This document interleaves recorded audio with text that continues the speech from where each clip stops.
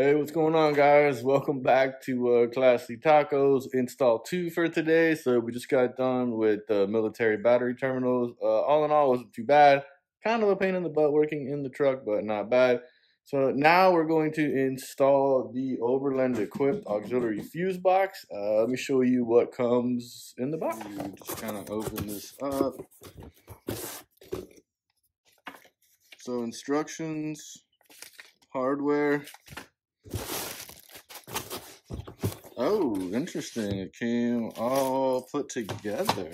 Guys, check this guy out. Look at this. This looks nice. I'm not sure it's supposed to be bent that way, but I could be completely wrong. We're going to... they did a much better job of installing their lugs than I did.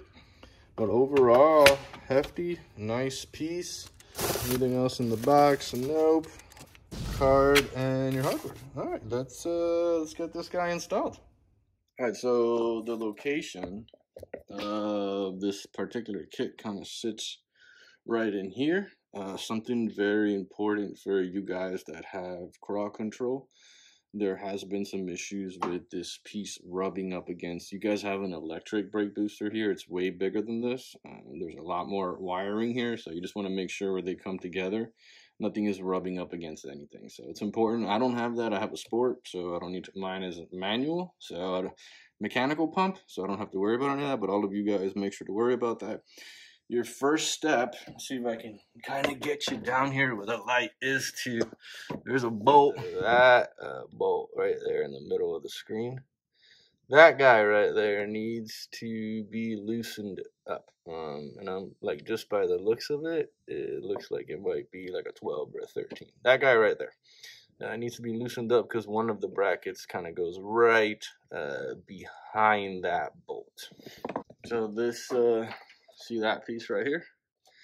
That goes behind that. So we're gonna get that installed first. You guys are gonna watch me struggle to get down into that bolt.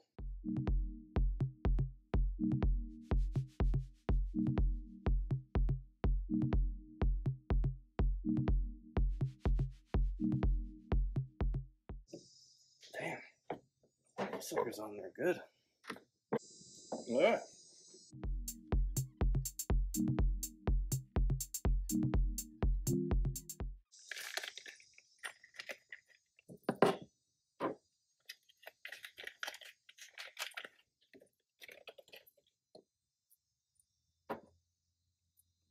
Lock washer, flat washer.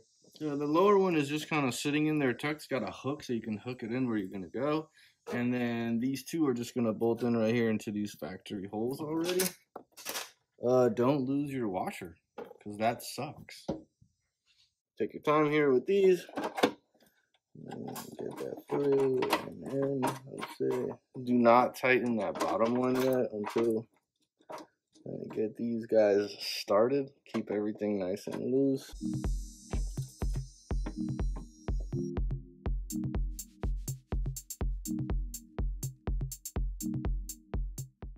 For now, anyways, this is bolted in. We haven't attached anything to the battery yet, so we're gonna hop into that next. I would like to have you want to kind of keep this off. That is on and that is off. So no power coming into here right now. Obviously, it's not connected. We're gonna pop this guy off here. Oh, it's in there as well. And if you look, you have, so this is a 12er, so you got your 6 positives right here, and then your 6 negatives right here. So before we run anything to the battery, so right now, this definitely has no power. So we would just be, plugging the one into here, and then plugging this one into one of the negative terminals. So we can just pick what fuse we want, and then if you just want to be safe, you can look at the fuse. That is a 20. So it's got an inline fuse already, a 20 here. What we can do is just put another 20 in here in this first slot, or let's just start with this one. And that way we'll be doubly safe. So we're going to bring this up through the bottom here, like so, and then make your connection right here. And you would be doing the same thing with your negative.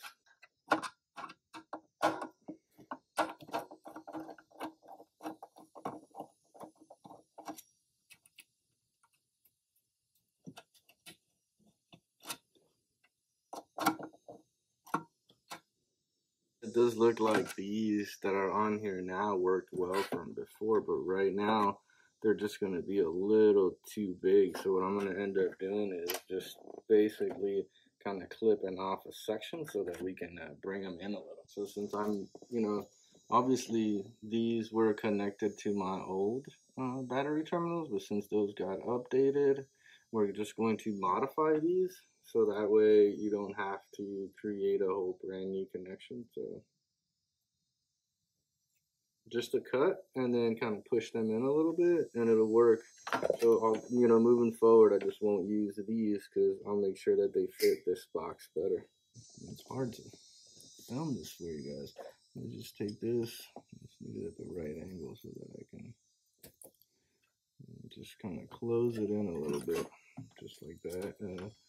Same concept here. We're just wanting to take this little guy and close it in just a little bit so that it kind of fit down there. So let's see. Be able to grab this guy and put him right there. Yeah, so that guy's on, nice and tight. And we're going to do the same thing over here in the negative. We're just going to bring it in here.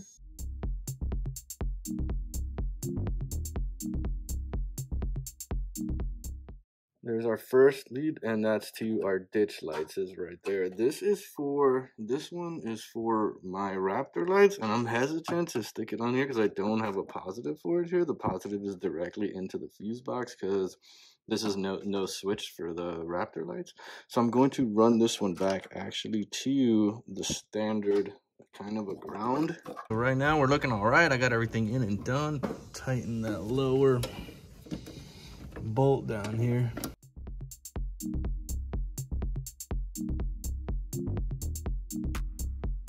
Here is what it looks like installed, fully in.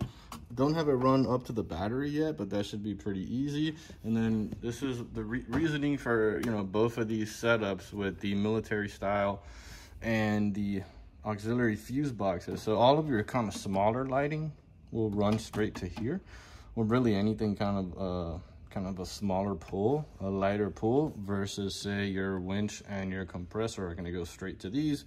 Much easier to install here. Connect now to the battery and we'll be good. This is off, so it's important to keep this off for now so that this whole box doesn't have power at all. So right now my ditch lights won't have power while this is off. So now you'll kind of be able to see why these are a good idea. Get on the other side of this little guy. I have to move the camera and kind of come this way. Now I'll have a ton of room to slide up in through here, just like this, and lock this guy.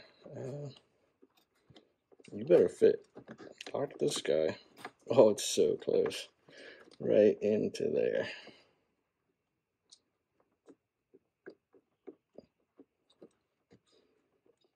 It's like screwing on. That's how tight it is. So if I can get this to go on, we should be able to push that right in there. So yeah, so this is the first issue on my super easy install here is this this lug. This is just a tiny little bit like too small for this. So let's do this real quick.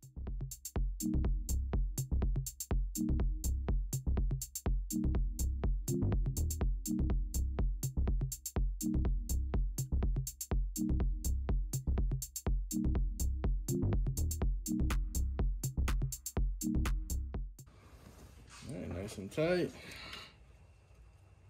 I'm gonna just kind of drop this wire in a little and pull this guy right back up into place. Just like that, we're nice and covered. So now that we got our positive connection in, we're going to run the ground to the body ground here. So that is a 10. So I like to get them and put them behind.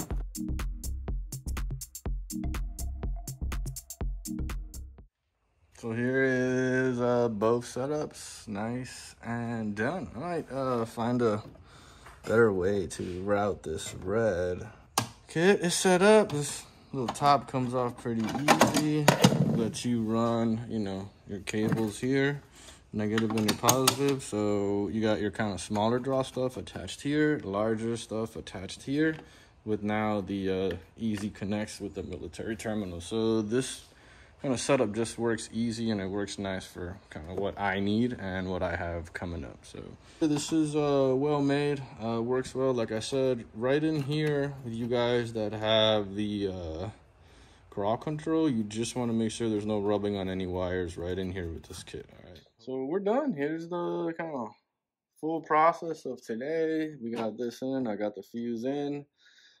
I do have it on. These are installed, and so you can see, you come back in here. There's my ditch lights on and off. Now, so this is important because everything you have wired here, let's say you don't want power to go to it, you would just shut it off. And right now, all I have are my ditch lights up. So if I come here, nothing. So it's a way to shut stuff off. I think it's worth it. I hope you guys enjoy. Stay classy.